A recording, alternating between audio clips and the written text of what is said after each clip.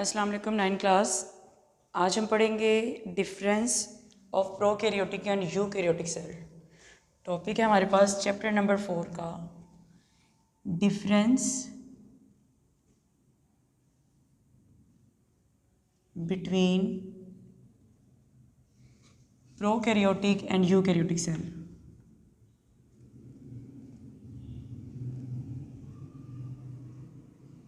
And eukaryotic.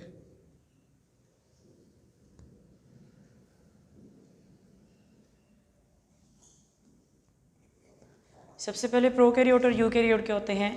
Chapter 1 से लेकर हम बार बार ये पढ़ते आ रहे हैं। प्रोकैरियोटिक क्या होते हैं? वो वाले ऑर्गेनिजम्स जिनके सेल में प्रोमिनेंट न्यूक्लियस नहीं होता, उन्हें हम कहते हैं ये प्रोकैरियोट्स हैं। जिनके सेल में प्रोमिनेंट न्यूक्लियस, वाज़े न्यूक्लियस मौजूद होता है, उन्हें हम कहते हैं यूकैरियोट। कैरी ऑन का मतलब ही क्या होता है? न्यूक्लियस। यू का मतलब है ट्रू, यानी जिनके पास प्रोमिनेंट वाज़े न्यूक्लियस मौजूद है, उन्हें हम कहेंगे यूकैरियोट्स। अब हम इनका मेजर डिफरेंस देखेंगे प्रोकैरियोटिक और यूकैरियोटिक सेल का। बुक में जो डिफरेंस दिया गया है वो एक तरफ प्रॉपर्टीज़ हैं और एक तरफ दोनों का मिक्स करके दिया गया है। जबकि आप ये इस तरह से कर सकते हैं, क्या क्या इधर कैरेक्टरिस्टिक्स क्या क्या दी गई हैं।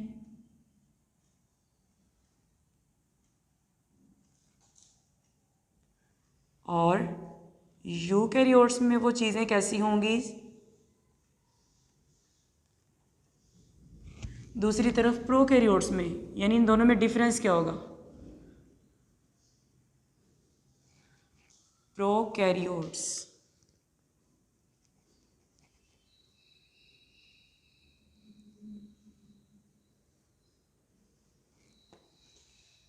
सबसे पहले जो इनका मेजर डिफरेंस है वही हम देखें अगर, वो क्या है? न्यूक्लियस। नंबर 1 पॉइंट है न्यूक्लियस। कैसा होता है? सबसे पहले जब हमने बात ही स्टार्ट की है तो यही कहा है कि यूकैरियोट्स में कैसा न्यूक्लियस होता है? प्रोमिनेंट न्यूक्लियस, वाज़े न्यूक्लियस इनके पास मौजूद होता है।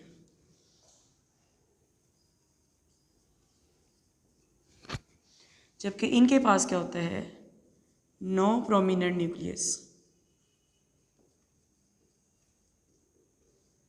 इनके पास न्यूक्लियस वाज़े तौर पर मौजूद नहीं होता। जबकि इनके अंदर होता क्या है? अगर ये सेल है तो सेल के अंदर जो न्यूक्लियस वाली जगह है, जो न्यूक्लियस का मटेरियल है, वो इस तरह से बाहर साइटोप्लाज्म के अंदर ही मर्ज हुआ होता है, मिक्स हुआ होता है। ईजीली डिफ्रेंशिएट नहीं कर सकते कि ये वाली जगह जो है ये न्यूक्लियस वाली है। तो जहाँ पर सेंटर में करके कहीं न्यूक्लियस वाला मटेरियल फ्लोट कर रहा होता है, उतने रीजन को हम, फॉर एग्जांपल ये रीजन है इतना सा, इस रीजन को हम क्या कहते हैं? न्यूक्लियोइड। वो जगह जहाँ पर, जितनी जगह पर न्यूक्लियस का मटेरियल फ्लोट कर रहा होता है साइटोप्लाज्म में, मर्ज हुआ हुआ जितनी जगह में, इतनी जगह को हम क्या कह रहे हैं? न्यूक्लियोइड। अगर हम इसकी डायग्राम बनाएं तो इसमें कहाँ पर न्यूक्लियस है? सेंटर में वाज़े तौर पर हमें न्यूक्लियस नज़र आ रहा है। बाहर बाकी के ऑर्गेनेलीज और ये साइटोप्लाज्म मौजूद है, ये मिक्स नहीं हुआ हुआ। इन दोनों में डिफरेंस क्लियरली नज़र आ रहा है न्यूक्लियस का। इसके बाद अगला पॉइंट अगर देखें, नंबर 2, अदर ऑर्गेनेलीज।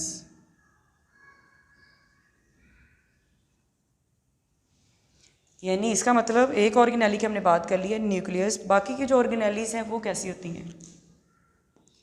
यूकैरियोट्स के पास डबल मेम्ब्रेन बाउंडेड ऑर्गेनेलीज मौजूद होती हैं।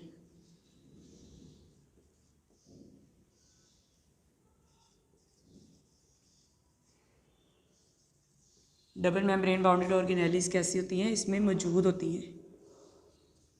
जैसे कि वो कौन कौन सी हैं? For example,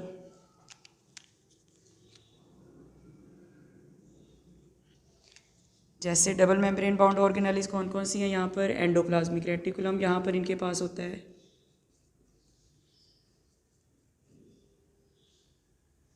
endoplasmic reticulum ER। इनके पास और क्या क्या मौजूद होता है?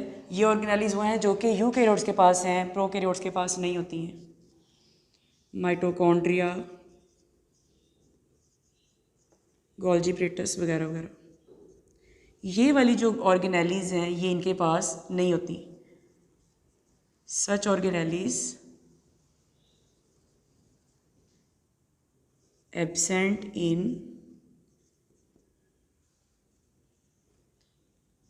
किस में ये एब्सेंट होती हैं? इनमें प्रोकैरियोट्स में एब्सेंट होती हैं।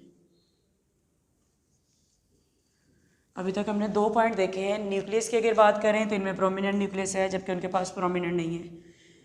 इनऑर्गेनेलीज जैसे कि एंडोप्लाज्मिक रेटिकुलम, माइटोकॉन्ड्रिया, गोल्जी प्रेटस वगैरह, इनकी बात करें तो ये सिर्फ यूकैरियोटिक सेल मेम्ब्रेन के अंदर होती हैं, प्रोकैरियोट्स के अंदर ये नहीं होती हैं।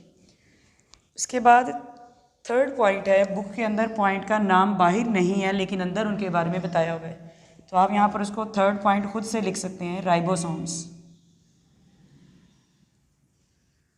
अंदर सेपरेटली बताया हुआ लेकिन बाहर हेडिंग नहीं उसकी बनी होगी। तो राइबोसोम्स कैसे होते हैं? यूकैरियोट्स के पास लार्जर राइबोसोम्स होते हैं।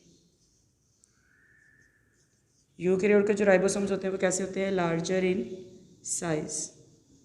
आप पूरी लाइन बना कर लिखिए, eukaryotes have ribosomes which are larger in size.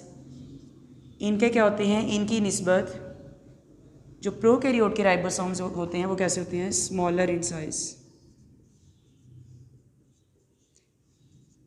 और जब हमने राइबोसोम वाला टॉपिक पढ़ा था ऑर्गेनेलीज में तब हमने ये वहाँ पर भी बात की थी।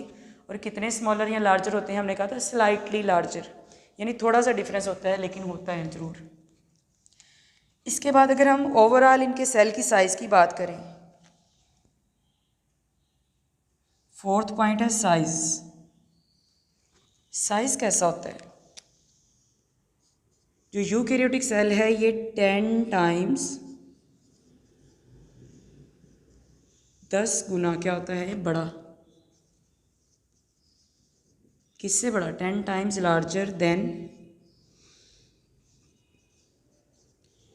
Prokaryotic cell. इस तरफ क्या कहेंगे आप? इसी को ही ऑपोजिट करके लिख देंगे। आप यहाँ पर कहेंगे eukaryotic cells are 10 times larger than prokaryotic. इधर आप क्या कहेंगे? प्रोकैरियोटिक सेल्स आर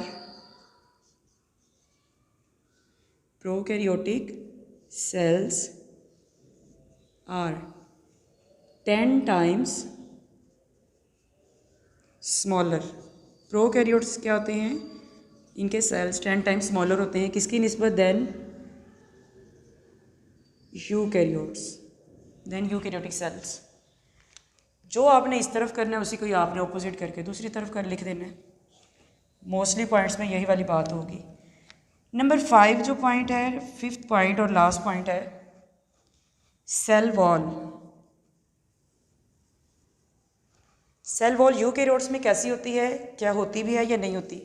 यूकैरियोट्स में भी कुछ जानदारों में होती है और प्रोकैरियोट्स में तो होती ही होती है। जो यूकैरियोट्स हैं इनमें सेल वॉल होती है या तो सेलुलोज की या फिर काइटिन की। अब ये कैसे पता चलेगा कि किस में काइटिन की है किस में सेलुलोज की? जो प्लांट्स हैं वो भी यूकैरियोटिक हैं, उनमें कैसी होती है? सेलुलोज की बनी हुई सेल वॉल होती है। जो फंजाई हैं उनमें होती है काइटिन की बनी हुई। ये दोनों बातें हमने पहले पढ़ ली हुई। प्रोकैरियोट्स में सेल वॉल जो होती है वो किसकी बनी होती है? पेप्टाइडोग्लाइकन की।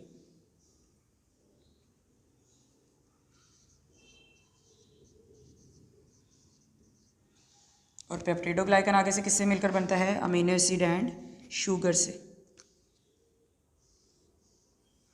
ये दो वर्ड्स ही जाहिर कर रहे हैं ये किस किस से मिलकर बना हुआ है, किसका पॉलीमर है ये भी पूछ लेते हैं। अमीनो एसिड और ये क्या है? शुगर। किससे मिलकर बना? ये अमीनो एसिड एंड शुगर का ये पॉलीमर, ये दोनों चीज़ें मिलती हैं तो पेप्टाइडोग्लाइकन बनता है। तो 5 पॉइंट्स आपने देखे।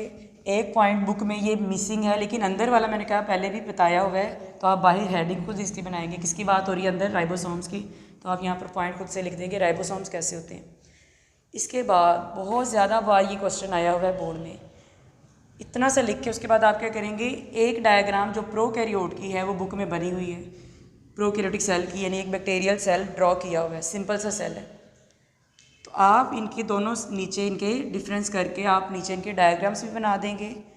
यहाँ पर आप खुद से यूकैरियोटिक सेल इस चैप्टर के अंदर बना हुआ है, कई जगहों पर आपने इसके बारे में पढ़ लिया है, तो आप यूकैरियोटिक सेल ड्रॉ करेंगे, यानी जिसमें ये चीज़ें आप ज़रूर शो करेंगे जो कि यूकैरियोट के पास होती हैं।